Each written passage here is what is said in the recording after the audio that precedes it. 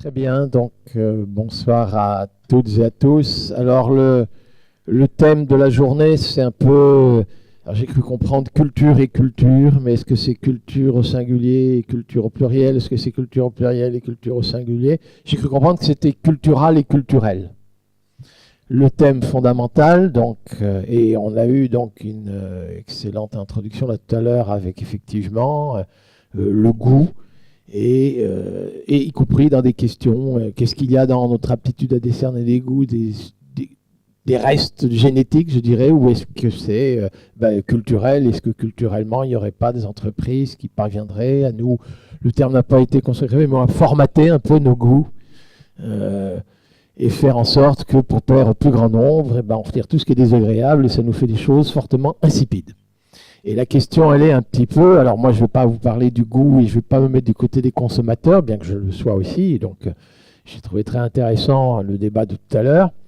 Mais on va essayer de parler des choses qui vont peut-être plus familiers, qui sont donc la production.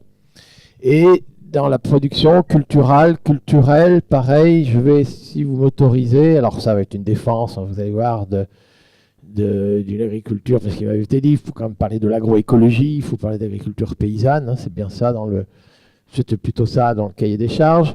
Alors rassurez-vous, je vais conclure sur ces questions-là, mais effectivement, culturel, je voudrais d'abord vous dire comment moi j'ai vécu, je vais commencer par quelques anecdotes personnelles, si vous m'autorisez, l'histoire d'un jeune agronome qui avait été un peu formaté, il faut être très clair, formaté parce qu'il savait ce que c'était qu'une variété améliorée, formaté parce qu'il savait ce que c'était qu'une mauvaise herbe. Quand je suis sorti diplômé agronome, je savais ce qui était bon, je savais ce qui était mauvais. Hein, la mauvaise herbe, le bon, le bien, améliorer un rendement, figurez-vous, c'était toujours l'accroître. On ne me disait pas à n'importe quel coût, mais j'ai compris plus tardivement que ça voulait dire si à n'importe quel coût. Enfin, je savais ce qui était le meilleur, et le bon, j'étais sans doute plus proche de Dieu qu'aujourd'hui. Voilà. Et comment donc alors, je vais éviter le mot « je me suis converti » parce qu'effectivement, passer d'une religion à l'autre, c'était peut-être pas ça l'objet c'était pas ça le cahier des charges pour la conférence, de passer d'une secte à l'autre. Mais effectivement, je pense que l'une de mes grandes chances, je vous le cache pas, dans ma vie professionnelle, ça a été, alors à l'époque on avait un service militaire obligatoire, mais on avait la possibilité pour les agronomes de remplacer ça par un service civique à l'étranger. Et voilà qu'on m'envoie à Madagascar, dans les régions. Alors je sais, je parle sous le contrôle de gens qui connaissent aussi la région et qui ont été dans cette région, le sud-est de Madagascar. Et je devais enseigner. Moi, tout jeune agronome, alors vous imaginez, donc un jeune agronome blanc, parlant, cation échangeable, ouverture des stomates, photosynthèse, enfin j'avais ma culture scientifique quand même, j'avais une culture scientifique. Je me retrouve avec des malgaches, et notamment dans la riziculture, plutôt notamment lorsqu'il s'agit de repiquer des femmes malgaches, parce que vous savez, souvent on laisse aux femmes les travaux les moins pénibles, le repiquage du riz dans la rizière. À chacune des conférences, je perds une moitié d'un milieu pour des raisons qui m'échappent. Mais voilà que je devais enseigner la riziculture améliorée. Et la riziculture améliorée, on n'en était pas encore à la mutagénèse et la biologie synthétique, mais vous allez voir que les critiques que j'ai, y compris contre la biologie synthétique, la mutagénèse et autres, je pense on peut le faire remonter a déjà une idée qui était celle qu'on m'avait enseignée et que je devais enseigner à travers des vulgarisateurs, à savoir qu'on avait été la variété améliorée. C'est la toute première en riz, variété IR8, on l'appelait comme ça, paille courte, feuilles érigées, capable de bien intercepter la lumière, de transformer l'énergie solaire en énergie alimentaire, résistante à l'averse. C'était ça le meilleur.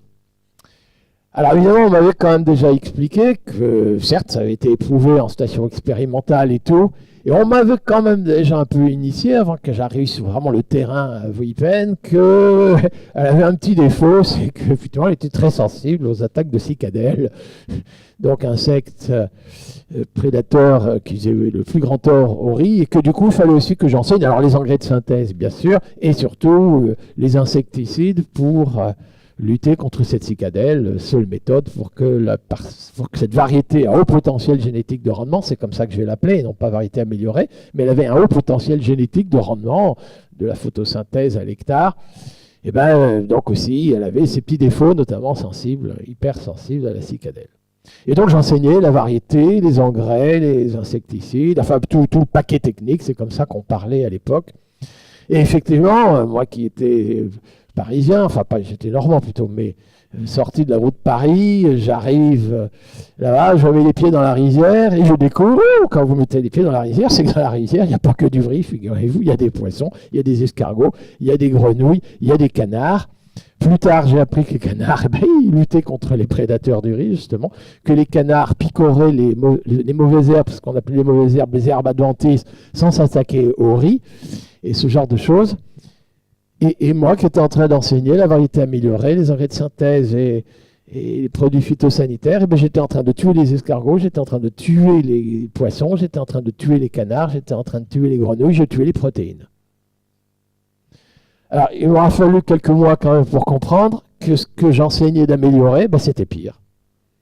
Et que, alors ça rejoint quand même un petit peu les propos à l'instant là, que j'entends de ces scientifiques, même de la recherche publique, qui se prennent pour des scientocrates, qui prennent le pouvoir au nom de leur culture scientifique et vont décider de ce qui est meilleur et bon pour des gens qui, je ne vous le cache pas, sont des agriculteurs depuis toujours, ils n'ont jamais eu, y compris analphabètes, je ne sais pas si vous vous rendez compte, et femmes de surcroît, enfin je veux dire, c'est dire combien à qui je m'adressais, et finalement c'est quand même elles, ces femmes malgaches analphabètes, qui m'ont initié à l'agroécologie. C'est-à-dire qu'ils vont essayer de comprendre. Non mais... Retour, et je pense que ça m'a quand même beaucoup aidé, je ne vous cache pas, si aujourd'hui je plaide pour une agriculture inspirée de l'agroécologie en France, je le dois beaucoup à ces femmes malgaches analphabètes. C'est un renversement de choses, mais ça a été ma chance, ça a été ma première expérience. Je pense que j'ai évité tout le dérapage de circuler, il n'y a rien à voir, c'est moi qui est le meilleur, etc. Parce que très vite, elle m'a enseigné qu'il y avait des grenouilles, des escargots, etc. Enfin, je les avais dans les doigts de pied, mais me dire que je n'avais pas à les tuer. Et alors, je vais vous faire un aveu, ces femmes malgaches analphabètes m'ont aussi enseigné, ça c'était légèrement plus compliqué, j'ai mis un peu plus de temps à comprendre ce qu'est un coup d'opportunité. Alors j'aimerais savoir qui c'est ici ce qu'est un coup d'opportunité. Je ne sais même pas si encore aujourd'hui on traduit correctement en malgache, on n'en sait rien. En tout cas, le concept, la signification que ça avait, c'est elle aussi qui me l'a enseigné.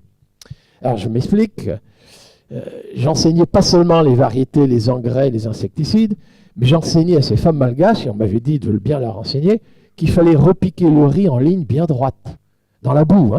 Donc, en repiquer du riz en ligne bien droite dans de la boue, imaginez, il faut mettre un cordon des deux côtés, et il va falloir que ces femmes repiquent au bord de ce cordon bien tendu, bien droit, pour bien repiquer en ligne. Et on m'avait déjà dit, avant d'arriver à WIPEN, que déjà les femmes me répondraient, mais attendez, c'est une perte de temps. Que vraiment, il vaut mieux repiquer comme d'habitude, en full, c'est comme ça qu'on parlait, plutôt que de repiquer en ligne. Mais moi, je me devais d'enseigner. Alors évidemment, j'avais des vulgarisateurs comme intermédiaires pour enseigner à ces femmes malgaches. Certes, mesdames, vous perdez du temps à repiquer en ligne. Ça, c'est pas faux. Mais une fois que vous avez repiqué en ligne, pour le désherbage entre les lignes, vous avez une roue à dents qui est poussée, entre les lignes. Vous passez entre les lignes.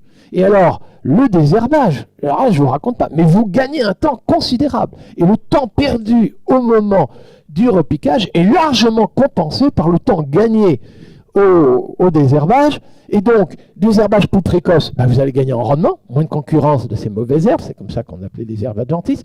Et en plus, comme le temps perdu au repiquage en ligne est largement compensé par le temps gagné au désherbage, elle gagnait en rendement à l'hectare et en productivité du travail. Donc c'était amélioré. Et ces femmes malgaches refusaient obstinément le repiquage en ligne. Et pour vous assurer, j'étais susceptible. J'aime pas beaucoup quand je dis que quelque chose est meilleur, que ça ne suit pas. Alors évidemment, la chance que j'ai eue quand même, c'est qu'il y a quand même des petits moments de répit dans lesquels on refait la formation, reforme les vulgarisateurs et autres, et puis au discours qu'il fallait absolument indiquer, y compris tout ce que je viens de vous indiquer là. Et effectivement, je demande à l'un d'entre eux, des vulgarisateurs, de jouer le rôle de vulgarisateur, et à ses collègues, de jouer, de se mettre en arc de cercle et de jouer le rôle des femmes malgaches à qui on enseigne la riziculture. Et j'avais une espèce de traduction simultanée qui mettait pendant qu'ils faisaient l'exercice. Alors évidemment, le début, la variété, paille courte, feuille érigée, résistante à la verge, ça correspondait à l'enseignement. Elles vont être un peu gourmandes, mais vous apporterez les engrais, ce genre de choses. Tout ça, ça correspondait. Puis quand on arrive au repiquage en ligne, il m'arrive dans la traduction, et mon café. Et mon café. Alors je vous assure, il n'y a pas de cafétéria dans la région. C'est pas la pause café, c'était pas ça que ça voulait dire. Et du coup, je dis, mais ça n'a rien à voir. Enfin, c'est pas le sujet. On discute de riz, qu'est-ce que ça va faire le café? Alors évidemment, vous savez, dans ce moment-là, on est un peu bête. Puis j'étais jeune surtout. Mais j'ai progressé. Mais je pose à l'intervieweur, mais qu'est-ce qu'il veut dire? Alors évidemment, il ne peut pas commencer à m'expliquer et continuer de traduire. Donc j'étais obligé d'arrêter le jeu. Je dis, arrête, je ne comprends pas. On en était au repiquage en ligne. Et puis il m'est revenu des propos sur le café. Et le pauvre vulgarisateur, qui pourrait évidemment emmerder son copain.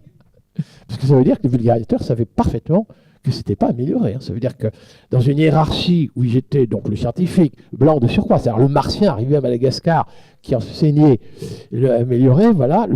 Alors on dit tout, oui, Vasa, là-bas. Absolument, c'est pas le Toubab, c'est le Vasa. Donc j'étais le Vasa, et voilà, qu'il est obligé de m'expliquer, honteux de révéler qu'il ne pouvait pas être convaincant, parce qu'il n'était pas du tout convaincu. Alors que si on veut avoir le 13e mois, il vaut mieux à l'égard du blanc, du martien, du Vasa, vaut mieux apparaître pour faire croire qu'on est convaincant, il faut faire croire qu'on est convaincu. Et obligé de m'expliquer, bah écoutez, messieurs du fumier, vous demandez à ces femmes de repiquer le riz en ligne, mais vous oubliez qu'à ce moment-là, leurs maris sont en train de récolter le café 15 km plus loin. Et que le temps perdu à repiquer en ligne, elles vont rejoindre leur mari pour récolter le café plus tard. Et plus tardivement, elles vont rejoindre leur mari pour récolter le café, plus il y a de cerises de café qui tombent à terre. Et que le coût du temps perdu au repiquage en ligne, c'est des récoltes de café en moins, des revenus considérables en moins. Ça, c'est ce qu'on appelle le coût d'opportunité, le coût des opportunités perdues, des occasions perdues. Ne pas pouvoir rejoindre leur mari à temps, ça leur coûtait énormément en café, et moi je leur disais que c'était amélioré. Donc j'ai eu tout faux. Et je crois que ça m'a considérablement aidé. Alors vous voyez bien, je suis en train d'introduire derrière ça. C'est évidemment, je suis agronome spécialisé riz. Et je dis que je peux améliorer un rendement de riz, alors que les agriculteurs, paraît-il, souhaiteraient déjà améliorer leur revenu, leur bien-être, qui n'est pas constitué que de riz mais de café, et que dans une ferme, il y a peut-être des foules d'activités agricoles, non agricoles, et que parfois il y a des pointes de travail, et que parfois il y a des temps morts. D'ailleurs, je leur demandais, quand il y avait une pointe de travail, une forte tension sur le travail, je leur dis, écoutez, est-ce que vous ne pouvez pas travailler encore un peu plus, là, perdre de temps un peu plus, comme ça vous en gagnerez, au moment il n'y avait plus rien d'autre à faire. Je veux dire. Donc j'avais tout faux, mais c'est quand même elles qui m'ont enseigné la complexité, alors que évidemment, la plupart d'entre vous ici, paysans, vous connaissez déjà la complexité d'une ferme dans laquelle il y a, alors j'ai entendu des gens, je ne sais pas si vous vous rendez compte, j'ai même entendu aujourd'hui quelqu'un qui ne veut pas mettre tous ses légumes dans le même panier. Non mais je veux dire, non mais il y a des gens, je vais vous dire, vraiment, ils n'ont pas compris quoi. Alors, non, pardon, je voulais dire qu'ils ont parfaitement compris, mais moi, on m'avait enseigné quand même plutôt le contraire. Et donc, chaque culture séparément, chaque activité séparément. Et évidemment, on ne m'avait pas enseigné qu'une rizière, c'est un écosystème, que c'était un écosystème d'incroyable complexité, qu'il n'y avait pas que du riz, mais des canards, des escargots, des poissons, des grenouilles, qu'il y avait des interactions entre toutes ces choses-là. Et que du coup, si un jour, on doit parler un jour entre nous de rendement à hectare, à partir de maintenant, moi, je pense que ça va être ça, l'alternative, parce que j'ai quand même entendu qu'il y avait des résistants et qui trouvaient que manger un fipud, c'est pas forcément génial, et que le standard, l'uniformisation, le formatage de l'agro-industrie, qui veut effectivement, elle, pour des économies d'échelle, hein, très clairement, elle veut... Autant, je pense que la bonne cuisine, on peut s'adresser à des consommateurs un peu différenciés qui goûteront. Je pense que quand on doit être patron d'une grande et moyenne surface ou d'un réseau de grandes et moyennes surfaces, on veut vendre des produits standards au plus grand nombre de gens. Et du coup, tout ce qui c'est un peu au goût, dégoût, moi, j'ai cru comprendre qu'il fallait supprimer le dégoût et que supprimer le dégoût, ça nous rendait la chose insipide. Et on m'a même dit que c'était ça, déguster. Enfin, je comprends plus rien, mais... Ou alors j'ai trop bien compris. Mais... En tout cas, on va devoir lutter contre ça, mais cette espèce d'uniformisation, eh ben, elle a lieu aussi au niveau de la production.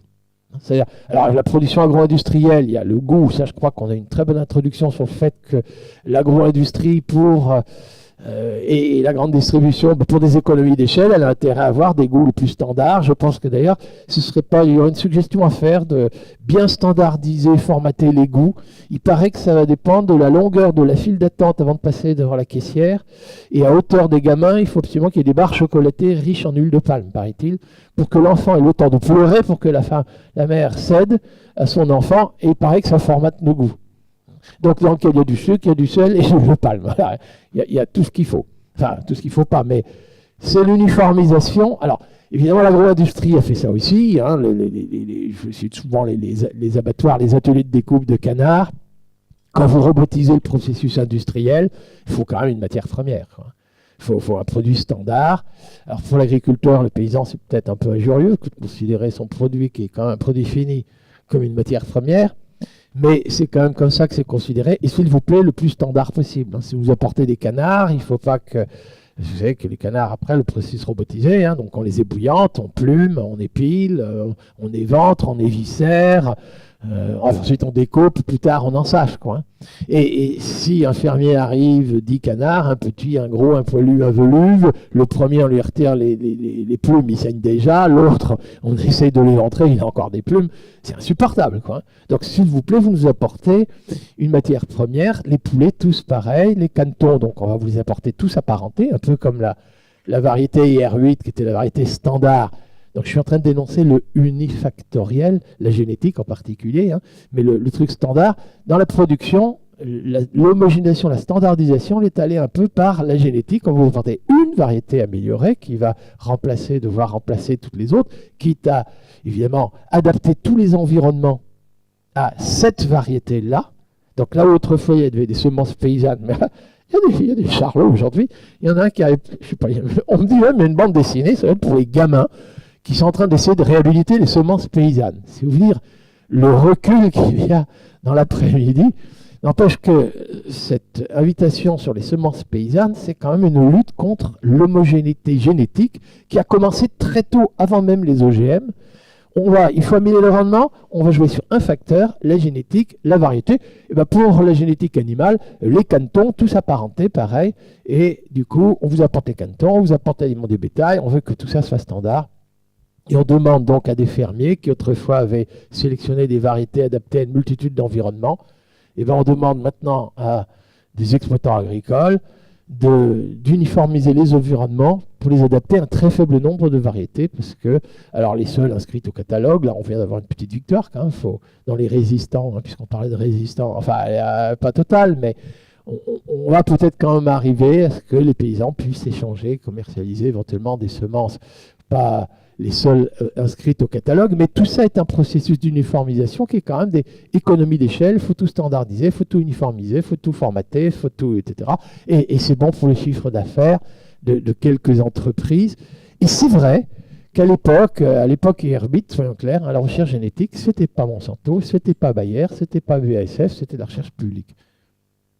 Et donc il y a aussi, évidemment, moi je ne manque pas de dénoncer, hein, les multinationales et le fait que pour leur chiffre d'affaires, il faut uniformiser, économie d'échelle, c'est pour dire quelque chose de standard, obligé de leur faire que des trucs standards et autres.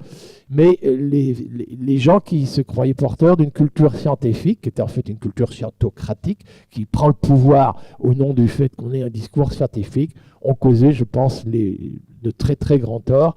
Et les grands torts de notre agriculture industrielle, à mon avis, proviennent largement de ça.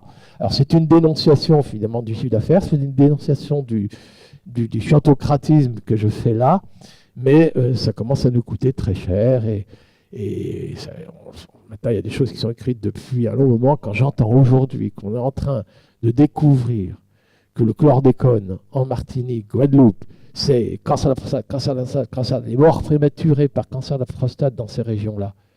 Mais ne l'oubliez quand même pas que d'abord il y a plus de 30 ans, ça avait déjà été dénoncé comme cancérigène probable.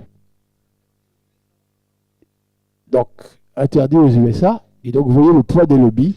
Et moi, je veux bien qu'on recommence avec le glyphosate, je veux bien qu'on recommence avec tout ça, mais je veux dire, il y a quand même un moment où il faut savoir arrêter. Et quand je dis qu'il faut savoir arrêter, je pense qu'il y a des gens qui méritent des procès. Moi, j'en suis là. Je pense que vraiment, ça mérite des procès, de la même façon qu'un scientifique a cautionné l'amiante.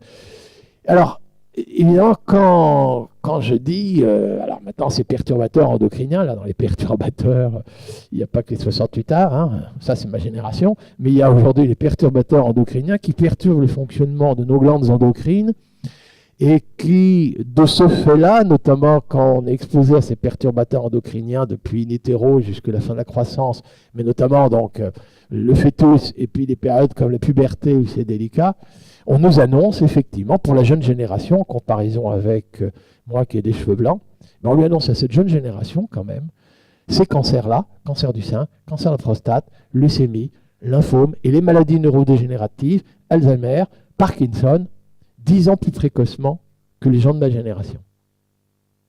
Et on me rétorque, puisqu'il y a parfois des contradicteurs, me rétorque, monsieur Dufumier, ce que vous racontez là, alors là, ce n'est pas avéré. Et je peux vous assurer que le ton est, ce n'est pas avéré. Et évidemment, à moi de ne pas tomber dans le piège, et je me dois de leur dire, oui, vous avez raison, dans le sens, ce n'est pas statistiquement avéré. Il nous faudra attendre 60 ans pour vérifier si statistiquement, la moyenne d'âge d'apparition de Parkinson, Alzheimer, cancer du sein, cancer de la prostate, chez les gens plus jeunes, c'est bien, effectivement, 10 ans plus précoce que les gens de ma génération. On ne connaît même pas encore la moyenne d'âge chez les gens de ma génération. Alors évidemment, on va devoir attendre longtemps pour dire c'est statistiquement avéré. Donc vous n'entendrez pas le glyphosate cancérigène avéré, vous n'entendrez pas telle molécule cancérigène avérée. Mais par contre, rappelez-vous, il y a 30 ans, il y avait des scientifiques, c'était la naissance du GIEC, le groupe interétatique d'études du climat. Et vous avez des scientifiques qui nous prédisaient le réchauffement climatique global et une dérégulation qui pourrait entrer parce qu'ils nous démontraient que le gaz carbonique accumulé du fait de la révolution industrielle, notamment, avait un effet de serre et que ce réchauffement climatique, à l'échelle mondiale, nous allions devoir le subir, etc. Et j'ai eu le souvenir qu'il y a même un scientifique, il a été ministre de l'Éducation, je crois même une fois, un mammouth d'ailleurs, paraît-il, ce mec, et nous disait circuler, il n'y a rien à voir, ce n'est pas statistiquement avéré. C'était qu'une prédiction. Alors, cancérigène probable, ne l'oubliez pas, ça veut dire cancérigène démontré. C'est démontré scientifiquement. Ceux qui connaissent la molécule, ceux qui connaissent les glandes endocrines, ceux qui connaissent la physiologie du corps humain, ceux qui connaissent tout ça, sont capables de vous démontrer pourquoi la dérégulation de nos glandes hormonales va se traduire par des maladies qui étaient considérées autrefois comme des maladies du vieillissement, Alzheimer, Parkinson, cancer du sein, tout ça c'était, cancer de la prostate, c'était pour des vieux. Ben oui, mais justement, on sait pourquoi, désormais, ça va apparaître prématurément. On ne peut pas dire c'est statistiquement avéré, c'est scientifiquement démontré, et je vous suggérerais qu'on interdise ça dès aujourd'hui. Voilà, qu'on n'attende pas 30 ans, comme on a attendu 30 ans pour faire la COP 21, et surtout si la COP 21 on ne la met pas en vigueur, on va encore attendre. Non, il y a urgence, effectivement, de se prémunir là-dedans. Et je vous signale que le chlordécone, c'est quand même un peu ça aujourd'hui. C'est que la statistique, elle boum. Alors là, on parle surtout de gens très exposés, plus que les perturbateurs endocriniens des seuls résidus de pesticides de notre alimentation, j'en conviens, qui ont été davantage exposés, mais n'empêche qu'aujourd'hui, alors statistiquement, boum, et on est en train d'en reparler, parce que trop c'est trop, et effectivement, qu'est-ce qui restera à ces gens-là si c'est pas de quitter leurs îles, la Martinique, la Guadeloupe. Alors il y a la migration encore, s'il vous plaît. Bon. Non, parce que, alors, il y a aussi une relation entre des crises agraires là-bas et les mouvements migratoires et les guerres civiles, et évidemment des questions qui sont fortement d'actualité. Et il est clair que dans ces crises agraires qui sont l'origine de toutes ces questions-là, il y a effectivement le poids des lobbies, il y a les économies d'échelle, il y a l'uniformisation, il y a le scientocratisme, des gens qui, parce qu'ils ont les discours scientifiques et les mesures scientifiques, ont été obligés d'imposer et de s'opposer à une recherche qui a été méprisée, celle de ces femmes malgaches analphabètes dont je parlais tout à l'heure, qui est une recherche empirique depuis des siècles. Ils se sont inventés des tabous, ils se sont inventés Alors de plus, là on est dans le culturel, parce que c'est aussi le sujet, mais oui, on a opposé une culture scientifique à une culture issue de recherche quand même, mais de recherche empirique dans lequel eh ben, la mémoire, c'était pas la mémoire vive de notre écran, la mémoire dure de notre disque dur, etc. C'était des expériences d'ancêtres qui s'étaient transmises de génération en génération, et on essayait de dire à tous, bah, écoutez les leçons de vos ancêtres, et on idéologisait ça, on sanctuarisait ça presque, enfin sans vouloir prendre des mots religieux, mais derrière des slogans, des tabous, des interdits, au contraire des obligations morales, des choses de ce genre qui pouvaient avoir une apparence très religieuse et que les scientifiques ont délibérément méprisé. Et ça, je pense, ça nous coûte aujourd'hui extrêmement cher. Ce qui m'a aidé aussi, je représente pour une attitude, c'est, alors là on est en Haïti, pareil, il y en a ici dans la salle qui connaissent bien Haïti, alors les cultures associées, je veux dire, la biodiversité dans les champs et autres, les interactions entre les différentes plantes répulsives, attractives, etc. Et puis évidemment, sous les céréales, il y aura une légumineuse, et pourquoi pas cohabiter avec une tubercule, une plante rampante qui ira chercher les DNA et rayons du soleil qui ne sont pas tombés sur la céréale, qui ne sont pas tombés sur la légumineuse, etc. Ça, il y avait des choses que j'étais capable de comprendre quand je suis allé en Haïti. J'avais déjà davantage progressé en agroécologie, c'est-à-dire la compréhension que l'objet de travail, c'était un agroécosystème d'une incroyable complexité. Mais voilà que quand même, dans une des régions, à Changeux, en Haïti, là, les paysans, ils mettent dans le même trou, dans leur association, la céréale, en l'occurrence le maïs, et une légumineuse, qui est une légumineuse auquel on n'est pas accoutumé en France, qui est une légumineuse un peu arbustive, qu'on appelle le pois Congo, le pois d'Angole, le Cajanus cajan, l'ambrevade, qu'importe les mots. Mais là, ils le mettent dans le même trou. Et alors moi, l'agronome, je m'interroge, étudiant l'agroécosystème, mais dans le même trou, ce qu'il ne pourrait pas y avoir, de la concurrence pour l'eau, de la concurrence pour les éléments minéraux, de la concurrence pour la lumière, etc. Et la question un peu idiote, ben, je pose la question, mais pourquoi vous mettez dans le même trou? Réponse du paysan devant l'ago en haïtien, ça veut dire agronome, et puis quand un paysan parle à un agronome, il retire le chapeau, agro, et il me raconte, le maïs est mâle, le pois Congo est femelle, et il faut les mettre dans le même lit pour que ça féconde. Excusez-moi, moi, scientifique, excusez-moi, je ne peux pas adhérer à cette idéologie. Je m'interdis d'adhérer à cette idéologie. Alors, évidemment, alors il y a deux méthodes. Celle que je n'ai pas utilisée, rassurez-vous, c'est, bon, ils sont cons, rééducation, on va leur apprendre, c'était pourtant des hommes, hein, mais... oh, je m'enferme, je sens que le spécisme, le racisme, le sexisme,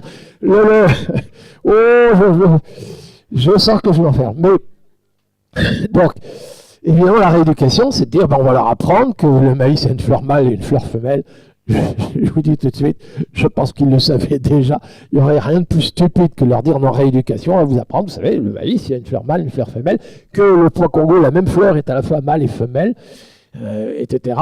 Et que jamais on a vu du maïs fécondé du pois Congo, du pois Congo fécondé du maïs, on n'a jamais vu. Puis votre image du lit, quand même, c'est obscène, vous pouvez pas être... Enfin, franchement, ça tient pas la rampe, quoi. Alors évidemment, imaginez, heureusement, je crois que plus grand monde aujourd'hui ne réagit comme ça, mais je pense que l'autre mépris, qui est beaucoup plus facile, c'est de dire, bon, bah, c'est leur culture, moi j'ai une culture scientifique, eux ils ont une culture différente, c'est leur droit de croire à ça, hein, puisque ça ressemble à une croyance, auquel je n'adhère pas, mais bon, voilà, et du coup j'en reste là. Je pense que c'est un vrai mépris. Alors là, ça commence à devenir compliqué, hein, les cultures et culturelles. Je pense que le vrai mépris, c'est d'en rester juste là. Et précisément, je pense que respecter les cultures, c'est de s'interroger pourquoi ils se sont bâtis cette idéologie-là, ce discours-là, qui est d'ailleurs propre à une région d'Haïti, hein, pas seulement un paysan, hein, une région d'Haïti, enfin une petite région d'Haïti, et pourquoi... Et mon hypothèse, y compris, j'ai le droit de la mettre en hypothèse scientifique, à la limite, ben, si ça survit encore aujourd'hui, c'est peut-être que ça a survécu pendant des années, des décennies, je ne sais pas si c'est un siècle, mais est-ce que je ne pourrais pas connaître l'histoire de cette image-là en question?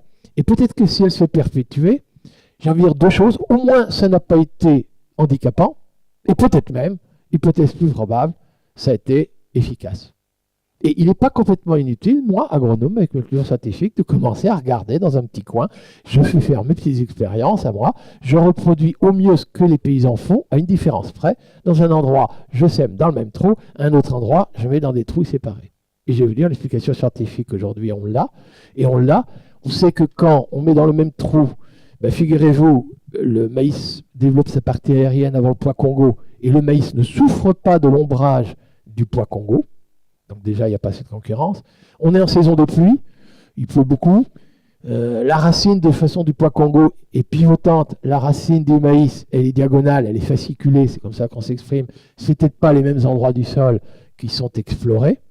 Et le pois Congo, lui, quand il est à l'ombrage du maïs, puisque c'est le maïs qui développe sa partie aérienne plus vite que le pois Congo, il développe sa racine pivotante en profondeur, ce que j'ai découvert plus tard sur d'autres légumineuses bien différentes et dans d'autres univers. Mais sous l'ombrage, le pois Congo développe sa racine pivotante. Arrive la fin de la saison des pluies, on récolte le maïs. Le pois Congo se retrouve au soleil. Il a développé sa partie racinaire. Et donc, en pleine saison sèche, il trouve de l'eau en profondeur. Et bien, quand vous mettez dans deux trous séparés, figurez-vous que c'est le pois Congo qui développe sa partie aérienne plutôt que sa partie racinaire. Il fait de l'ombrage au maïs, moins de rendement de maïs. Et le pois Congo qui a utilisé la photosynthèse pour développer la partie aérienne et n'a pas développé sa racine profonde, en saison sèche, n'a pas accès à l'humidité du sol, rendement zéro. Donc j'ai une explication scientifique, avec une culture scientifique, d'une pratique qui est portée par un discours culturel très différent du mien. Et je pense que, et je ne vous cache pas que, parce que j'ai aimé mon métier, je crois que je ne peux pas être seul d'ailleurs à avoir aimé ce métier, ils sont pris ici sous la tente, mais l'une des raisons qui fait que j'ai aimé ce métier, c'est effectivement de savoir que nous pouvions surmonter le grand plaisir finalement des voyages et de ces choses que j'ai eu d'aller dans des grandes régions du monde, c'est de savoir que finalement, les êtres humains, on est peut-être capable de surmonter nos incompréhensions culturelles et même on éprouve un grand plaisir le jour où on découvre qu'on est capable de surmonter l'incompréhension culturelle. Et je ne vous raconte pas, quand le scientifique, le martien, là, commence à dire bah, écoutez, moi, ça y est, j'ai une autre explication, et je vais vous raconter comment je vois les choses, et ben j'ai même eu l'impression que les Haïtiens en question, ils trouvaient que l'idéologie du martien, ça était au moins agréable à écouter. Croire ou pas croire, c'était pas ça la question. Mais c'est qu'après tout, on peut porter sur une même chose deux regards différents, deux cultures différentes.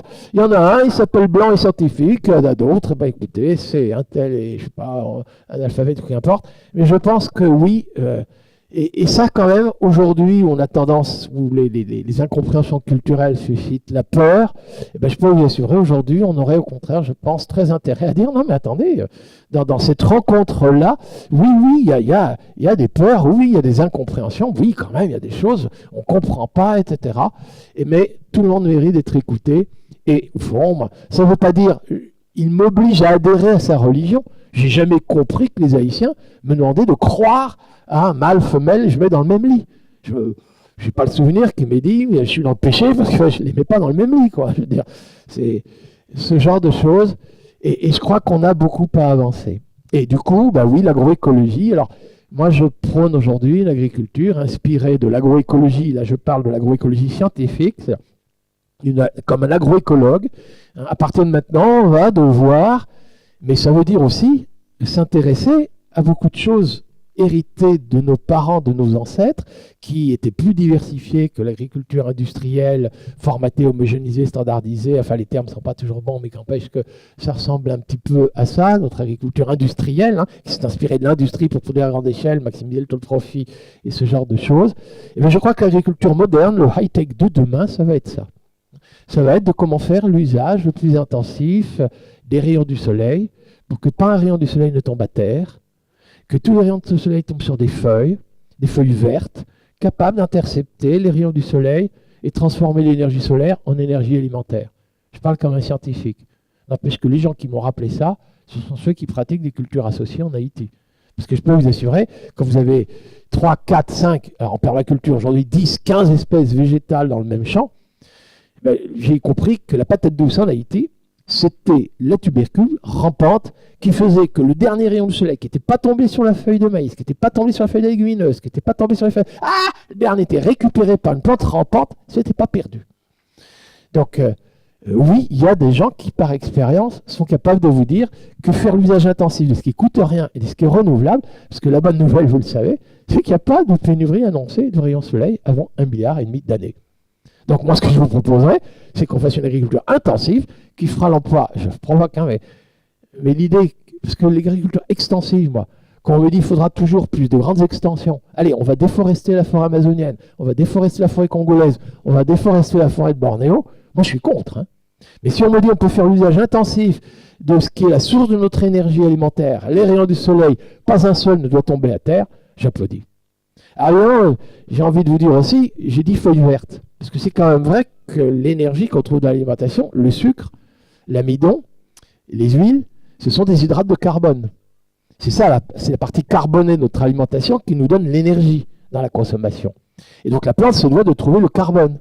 Et où la plante trouve le carbone? Dans le gaz carbonique de l'atmosphère. Et j'ai une question, y a-t-il pénurie annoncée de gaz carbonique dans l'atmosphère? Vous connaissez la réponse. Non, il y en a trop.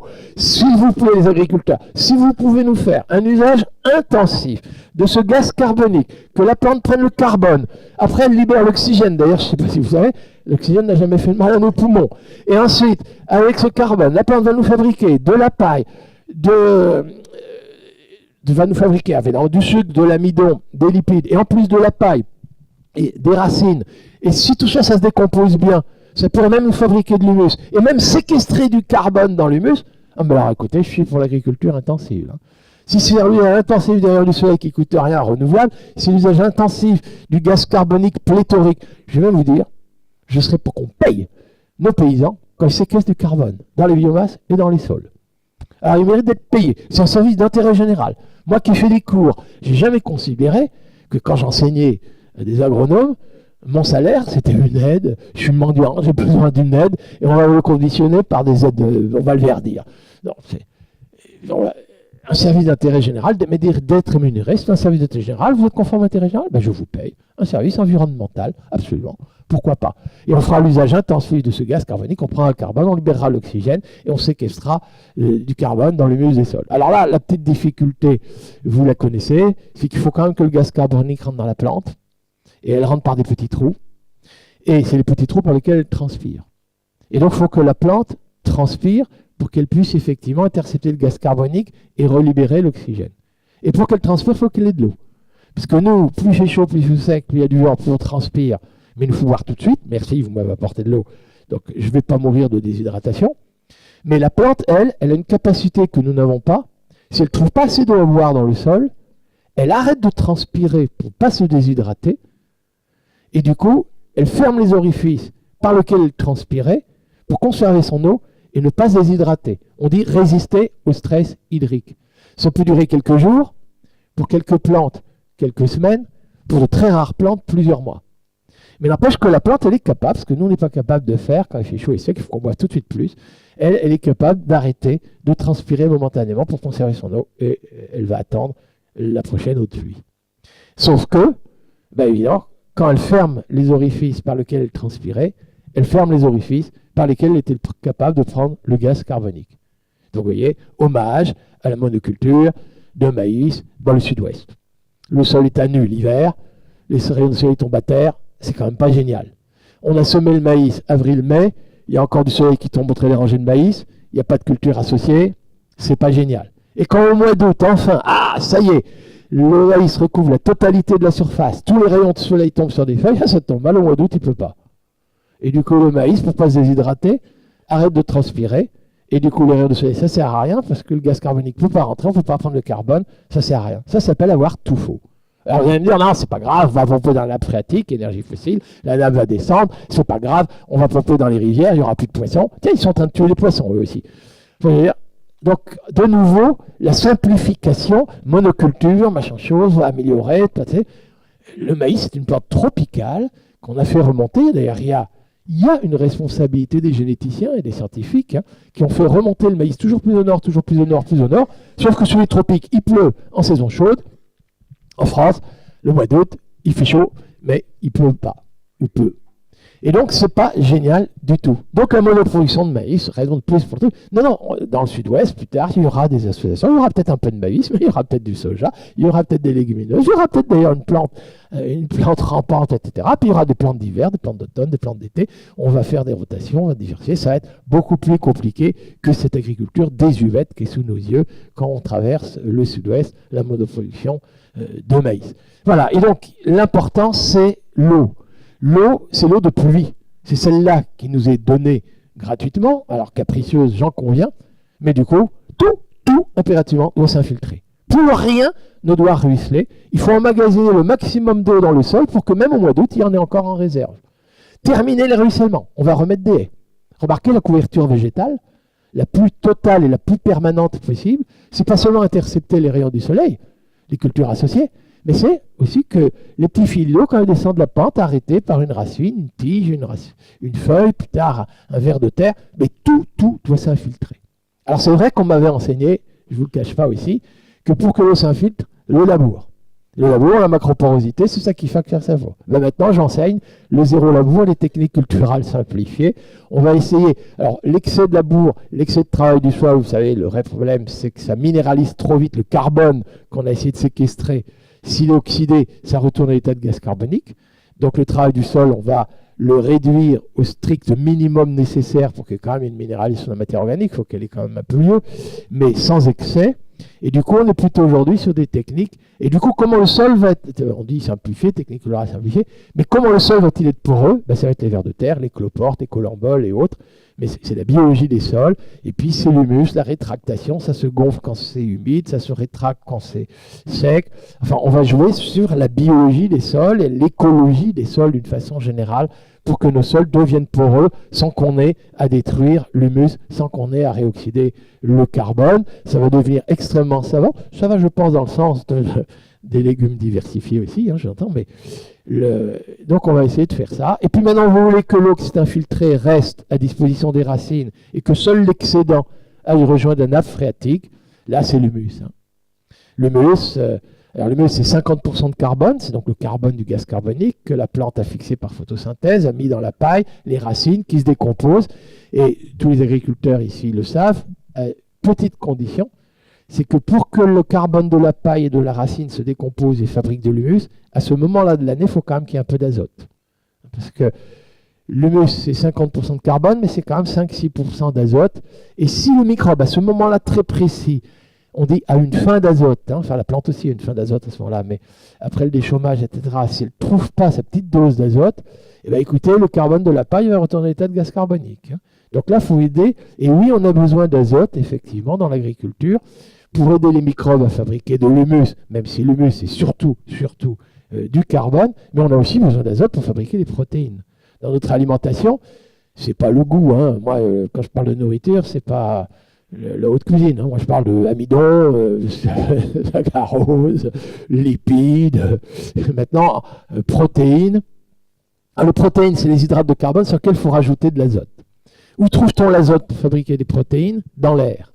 Quel pourcentage? 79% d'azote dans l'air que vous respirez, vous et moi. Combien de millénaires avant les pénuries? Millénaires.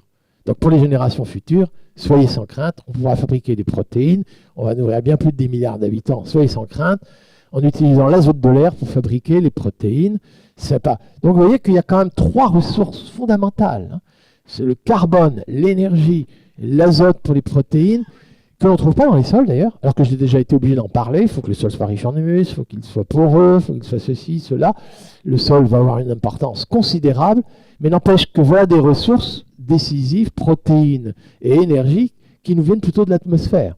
Sauf que rajouter de l'azote sur un hydrate de carbone pour fabriquer des protéines, c'est coûteux en énergie. Ça, c'est vrai. Et la méthode de l'agriculture industrielle, et que j'enseignais moi à Madagascar, les engrais azotés de synthèse. Ce que j'ai oublié de dire, c'est que les engrais azotés de synthèse étaient fabriqués avec de l'énergie fossile. En France, c'est le gaz naturel russe, norvégien. C'est le gaz naturel qui nous permet de fabriquer les engrais azotés de synthèse. Il n'y a plus de gaz de lac et l'usine a explosé à Toulouse. Donc, ça, c'est désuet. Oubliez le recours à l'énergie fossile, l'urée, l'ammonitrate, les sulfates d'ammonium, on oublie. C'est du passé. C'est coûteux en énergie fossile et très émetteur de protoxyde d'azote, 300 fois plus réchauffant, enfin 298 fois on me dit, plus réchauffant que le gaz carbonique par unité de volume pour contribuer au réchauffement climatique. Donc les techniques désuètes, on oublie, mais les techniques, alors que connaissent tous les agriculteurs, en particulier les paysans bio ici, ben c'est les légumineuses. C'est les légumineuses, c'est le pois d'Angole, le pois Congo dont je parlais tout à l'heure, mais c'est le haricot, alors c'est la luzerne, le sainfoin, le lotier, la vesse, le trèfle, blanc, rouge, incarnat et autres, c'est les lupins, c'est les pois fourragers, c'est les févroles, c'est le soja, puis c'est pour nous les lentilles directement, les lentilles, les pois chiches, les haricots, les petits pois, voilà, on ne manque pas de légumes secs, riches en fibres, pas de cancer du côlon. Et là, c'est des microbes qui aident ces plantes-là à intercepter l'azote de l'air de la parcelle. Et en circuit court, ces légumineuses sont capables de prendre l'azote de l'air, fabriquer les protéines sur place. C'est des microbes qui les aident à faire ça, sans qu'on ait besoin de mettre d'engrais de synthèse. Et en plus, dans la racine de la luzerne, dans la racine du pois, du lupin, etc., eh ben, il y a de l'azote et le sol est fertilisé en azote pour la culture qui va suivre. Vous allez me dire, c'est ce que pratiquent qui viendront la plupart des paysans ici en bio. Ce n'est pas une nouveauté, il n'y a pas un scoop dans ce que je suis en train de vous raconter, mais je suis juste en train de dire, c'est ça quand même qui est moderne. C'est, figurez-vous, moi je ne comprends pas pourquoi en France, je m'interroge toujours, il y a de l'élevage en Bretagne, et ces cochons, ces vaches ont besoin de protéines, alors on va importer du soja et du toto de soja. Évidemment, c'est riche en azote, qui vient de l'air brésilien, qui vient de l'air argentin, et qui vient des États-Unis. Et cet azote qu'on a été chercher dans l'air brésilien, états-unien et argentin, on l'importe sur ce paquebot sous forme de soja, et ces animaux qui sont en surnombre en Bretagne, ils urinent, et du coup l'azote de l'urine, comme on ne fait plus de fumier, parce que le fumier, les pailles sont dans le bassin parisien, donc c'est du lisier, et voilà que le lisier vous fertilise de très belles algues vertes sur le littoral breton. Franchement, avoir été chercher l'azote dans l'air brésilien pour fertiliser des algues vertes sur le littoral, et savoir que dans le bassin parisien, il n'y a plus de fumier parce qu'il n'y a plus d'élevage. Et comme il n'y a plus l'azote de l'urine, ben on va mettre l'azote de l'urée. En important du gaz naturel russe et très émetteur de protoxyde d'azote, n'appelons pas ça circuit court, quoi. Donc vous voyez que ça va être défense, bio, local, je vais rajouter tout à l'heure équitable, hein, parce qu'il y a social et sociétal qui était dit, et puis paysan, c'est quand même l'idéal. Mais non, on va raisonner en circuit court. Moi je vous propose, ça y est, en France, on va produire des protéines françaises sur le territoire français pour des animaux français en utilisant l'azote de l'air français. Voilà. Si vous voulez plus franchouillard que moi, vous ne trouverez pas mieux. Sauf que quand je fais cette provocation au Brésil, les Brésiliens me disent qu'ils ne sont pas fiers de produire du soja et du soja pour nourrir. Alors, évidemment, comme je les provoque, ils ont quelques raisons aussi de m'en faire. Pour nourrir vos cochons, monsieur Dufumier, pour nourrir vos volailles, monsieur Dufumier, pour nourrir vos ruminants, monsieur Dufumier. Alors que nous, on voudrait que le soja brésilien nourrissent des Brésiliens. Parce que les gens qui ont faim au Brésil, c'est pas parce qu'on ne produit pas assez de soja, pas assez de maïs, pas assez de viande, pas assez d'agrumes. Hein. Non, non, c'est des gens qui désherbaient le soja qui ont été remplacés par du désherbant, glyphosate en l'occurrence. Hein. Mais c'est des paysans sans terre, des gens dans les bidonvilles, c'est cette agriculture industrielle qui a remplacé la main-d'œuvre paysanne par des machines. Et cette agriculture industrielle, elle a créé, là on est aussi dans le sociétal. Hein. Là, vraiment, on va réhabiliter l'agriculture paysanne. Et ces gens ont faim. Les gens qui ont faim dans le monde, d'ailleurs, les restaurants, les gens qui font un restaurant du cœur en France, c'est pas que la France ne produit pas assez, elle ne produit pas assez de légumineuses, ça j'en conviens. Mais elle produit trop de lait, trop de sucre et de céréales qu'on exporte d'ailleurs vers les pays du Sud, quitte à ruiner d'ailleurs les pays déficitaires. On a récolté la moissonneuse batteuse, eux ils récoltent la faucille. Et on les met sur le même marché. Encore à pied en concurrence avec un pilote de Formule 1, quoi. Et après on me demande qui gagne. Je veux dire, et après on me demande pourquoi ils se déplacent. Tiens, bizarre, mais c'est parce qu'on les a ruinés. Donc on arrête ce cirque. On arrête ce cirque. Nous, on va juste demander à pouvoir nos protéines chez nous, et on va cesser d'exporter la poudre de lait pour ruiner les élevages laitiers là-bas. On va cesser de ruiner les basses-cours du Sud avec des poulets bas de gamme de 40 jours élevés avec du maïs et du soja, parce qu'on nous avait dit, à des Bretons, on leur avait dit que ces poulets bas de gamme avec du maïs et du soja brésilien pouvaient être compétitifs avec des poulets brésiliens, parce que Dieu leur... Enfin, vraiment, non mais on a trompé les gens, quoi. Hein. Je veux dire, on va cesser d'exporter éventuellement des céréales à 90 quintaux pour l'Égypte et l'Algérie, parce que c'est les céréales, c'est celles de ma Normandie, qu'on a du mal à exporter, qui restent souvent dans les silos à Rouen, qui sont à peine panifiables, et du coup on les exporte au plus bas prix, parce qu'il faut être compétitif avec des blés ukrainiens ou roumains. Ben, c'est pas grave, les Algériens, les Égyptiens vont pas mourir de faim, rassurez-vous. Sinon, on produit moins de blé à 90 quintaux. Les blés à 90 quintaux, c'est fini. Les blés compétitifs de demain, c'est des blés à 50 quintaux fertilisés avec de la luzerne. Voilà. Et puis on arrivera dans les rotations, mais rassurez-vous, il y a des méthodes. Le high-tech, c'est l'usage intensif de toutes les ressources locales, naturelles, renouvelables, pléthoriques. Alors j'en conviens, il faut chercher des éléments minéraux dans le sol, et c'est pour le phosphore où on a le plus d'inquiétude. Autant pour le calcaire, des falaises calcaires, il y en a encore abondance. Le potassium, j'entends pas trop de crainte. Alors le phosphore, là c'est la finitude, hein, pour reprendre une expression locale. Finitude, on dit 3-4 décennies, les phosphates, les mines de phosphate épuisées. Et le coût d'exploration et d'exploitation de nouvelles mines de phosphate hyper coûteux. Donc là, on a intérêt à être raisonnable. Au contraire, très économe. Économe en énergie fossile, on a vu. Hein. Ça, déjà, on va faire le meilleur usage de l'énergie solaire, le moins d'énergie fossile. Mais les phosphates, il faut évidemment pas gaspiller. Donc pareil, hein, ce ne sera pas le lisier, ce sera le fumier. C'est-à-dire que le phosphate de nos urines... Alors, des urines animales, on va le recycler, ce sera le fumier, ça retournera dans les sols. Le phosphate de ce qu'on a mangé et qui va dans nos usines, nos effluents à nous, je ne suis pas très à l'aise. Parce que puisque nos effluents, nos eaux usées vont avec les eaux industrielles dans lesquelles il y a du cadmium, du plomb et du mercure, le réutiliser pour la fertilisation, nos bouts d'épuration, je suis hyper prudent. Mais enfin, l'élevage en circuit court, on peut. Hein. Nous, ce sera plus prudent. Alors je sais qu'on me dit, non mais il y a la latrine sèche. Ben oui. Dans le 16e arrondissement, je fais une conférence et je propose à chacun d'installer dans ses salons une latrine sèche. Avec le succès que vous imaginez. Là, j'ai senti qu'il y avait quand même une différence culturelle, puisque c'est le sujet de la journée, un peu étrange. Mais, alors, on est mal à l'aise sur les effluents humains, il faut quand même être honnête pour le recyclage et tout. Et puis, il nous faudra trouver du phosphore ailleurs.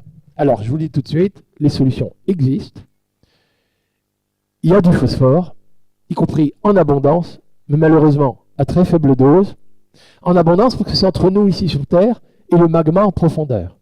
C'est-à-dire le schiste, le granit, le gneiss, la roche-mère, en dessous du sous-sol, ben, il y a des éléments minéraux. Mais en phosphore, ben, c'est à faible teneur, à l'exception des mines de phosphate, et c'est assez exceptionnel les mines de phosphate, et ben écoutez, c'est pas riche en phosphore. Alors, on pourrait dire, bon, on va quand même en faire de la poudre. Alors, je vous dis tout de suite, faire de la poudre de roche. Surtout pour que le phosphore devienne assimilable, il faudrait la rendre en poudre extrêmement fine. Je sens qu'il va y avoir la concurrence. Et donc, le rendre assimilable, c'est hyper difficile. Mais déjà en sous-sol, la roche est altérée tous les ans. Elle libère ses éléments minéraux. Et ça, ce n'est pas accessible à une racine de blé. Mais ce sera accessible à une racine d'arbre. Donc, la haie, le pommier dans la prairie, on cultive parfois du blé dur ou des noyers, hein, et ben les arbres, avec leurs racines profondes, vont aller chercher les éléments minéraux en profondeur, ça va remonter avec la sève, ça va aller dans les feuilles, et quand la feuille va tomber à terre, ça va fertiliser la couche arable. Alors, autant dans les pays du Sud, on parlait Burundi, Rwanda, avec certains d'entre vous tout à l'heure, là, interruption de séance, et autres. Et l'agroforesterie, comme me dit, les cultures associées avec des arbres dans les systèmes, ça va être très facile à introduire ou réintroduire. Chez nous, auquel on n'est pas habitué, la moissonneuse batteuse pour passer entre les arbres, surtout s'ils ne sont pas en ligne, vous voyez que je rétablis la ligne, là, bien droite, franchement, ça devient un peu compliqué. Quand c'est l'agriculture manuelle et attelée, c'est plus facile. Mais je peux vous assurer, moi j'ai vu, et encore, on n'est pas les seuls, je ne suis pas le seul, hein, mais des maïs et des sorgho sous parc d'acacia albida, Féderbia albida, on dit aujourd'hui, dans les pays déficitaires, hein, Mali, Niger et autres, mais le rendement est 2-3 fois supérieur sous la frondaison des arbres, et vous avez des endroits, quand on est en saison sèche, on a l'impression d'être sous forêt, quand on est en saison des pluies, on a l'impression d'être juste sur des arbres, parce qu'ils perdent ces arbres justement en début de saison des pluies. Et comme c'est une légume, il apporte l'azote. Comme il a des racines profondes, il transpire en saison sèche. Donc il fixe le carbone en saison sèche. Donc il utilise toute l'eau, y compris celle qui est allée en profondeur, l'excès d'eau allé en profondeur. Tout. Il apporte tout le carbone, il apporte l'azote, il apporte les éléments minéraux en profondeur. Et là, fait en mode tombe à terre en début de saison des pluies. Le bon dosage carbone-azote, ça fabrique de l'humus. L'humus retient de l'eau, ça tombe bien, on est climat semi-aride. Je veux dire, même dans ces régions-là, on n'est pas sans solution technique. Alors chez nous, évidemment, ça va être un peu plus compliqué parce que ça s'oppose quand même certaines motorisation, mécanisation, même si vous allez voir, je ne suis pas contre certains robots, j'ai vu des robots tondeurs entre les vignes, je veux dire, d'une efficacité redoutable, et pour rétablir la biodiversité dans les vignes, Ça peut être quand même génial, hein, et éviter la surconsommation d'eau. Enfin, il y a des méthodes, hein, on ne va pas manquer de méthodes techniquement, faire l'usage intensif. Et alors en plus, maintenant, on sait aussi qu'il y a des champignons, on les appelle champignons mycorhiziens, on adore la truffe, mais l'essentiel des maladies des champignons mycorhiziens, on ne les mange pas, mais ces champignons mycorhiziens s'incrustent dans la racine de l'arbre ou dans la racine de la plante annuelle, développent une espèce de moisif, vous savez, ce mycélium extrêmement fin, et rend assimilable des éléments minéraux qui sont dans la couche arable, dans les sites internes de l'argile, on dit entre les feuillets de l'argile, et la plante qui ne parvenait pas, même avec les racines les plus filamenteuses, à les extraire de là, et bien les champignons mycorhiziens parviennent à les extraire de là, et sympathique, le champignon, il restitue ça à la plante parasitée, donc c'est une symbiose. Et là, tout le phosphore en excédent qu'on a mis au cours des dernières années dans nos sols, les phosphores et les éléments minéraux qui ont été, quand on ne pratiquait pas l'agriculture, que c'était de la forêt, qui avait été cherché en profondeur, il l'avait mis dans la couche arable, mais que la plante ne parvient pas à rendre assimilable, ben on a maintenant, par des voies biologiques, les champignons mycorhiziens, la possibilité de rendre assimilables des éléments minéraux qui sont déjà dans la couche arable. Donc entre les racines profondes des arbres, de nos haies, de nos pommiers, etc., et les champignons mycorhiziens, je veux dire, pendant 3-4 générations, il n'y a pas à craindre, on les aura accès à ces phosphores qui existent. Ce sera peut-être de temps en temps quand même des transferts de la forêt ou de la prairie, de fumier, de la prairie, de feuilles mortes, ça vient de la forêt, mais des éléments minéraux qui ont été cherchés en profondeur. En tout cas, on ne manque pas de solutions techniques. On pourra nourrir bien plus de 10 milliards d'habitants en 2050 par des voies inspirées de l'agroécologie. Ce n'est pas techniquement parlant que les questions se posent. Si vous me demandez est-ce que je suis optimiste, puisque j'ai cru comprendre que la dernière note n'était pas si pessimiste que ça et qu'on laissait de la place à des résistants, eh bien, en tout cas, si la question n'est que peu technique, nourrir correctement l'humanité tout entière avec une agriculture inspirée de l'agroécologie qui ressemble étrangement à la labellisée bio, hein, même si après on discutera si un pesticide naturel reste un pesticide. Oui, effectivement, c'est encore un pesticide. Et toutes les formes d'agriculture aujourd'hui doivent encore progresser, mais vous avez quand même vu que c'est une belle défense de l'agriculture bio. Quand je demande à ce qu'on fabrique nos protéines sur place et qu'on n'aille pas chercher le gaz naturel en Russie et pas de soja au Brésil, je plaide aussi pour une agriculture locale. Paysanne, je crois le raconter, la biodiversité, ancrée dans le pays, valorisant les potentialités productives du pays, donc à l'encontre, effectivement, de l'homogénéisation de cette agriculture industrielle qui, pour les économies d'échelle, avait impérativement besoin de formater, standardiser nos processus techniques, nos modes de consommation, nos goûts, et ce genre dont on a entendu là. Maintenant, si vous me dites, est-ce que je suis politiquement optimiste ? Là, vous êtes éventuellement invité à ne pas me poser la question. Et le débat pourrait porter, si vous en êtes d'accord, sur le social, le sociétal. Je crois qu'il nous faut arriver à dire bio, local, équitable et paysan, c'est l'idéal.